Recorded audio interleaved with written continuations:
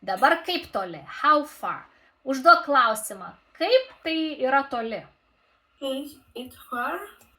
How far yra tai? Is it? Is it, šaunuolė? How far is it? How far is it? For example, how far is your school from your home? Tai va, mes norime sužinoti apie atstumą. Teisingai? Dėl to, kai mes užduodame klausimą, kaip toli, klausime how far is it. Matai, vartojame šitą konstrukciją. Nes klausime apie atstumą. Ir kai tu man atsakai, pavyzdžiui, 3 kilometrai. It's 3 kilometers from here. Nuo čia, tarkime. Tai va, visose situacijose, ar tai mes klausime, ar atsakome apie atstumą, mes vartojame konstrukciją it is. Na arba is it, priklausomai nuo, ar tai sakinys, ar tai klausimas. Ok?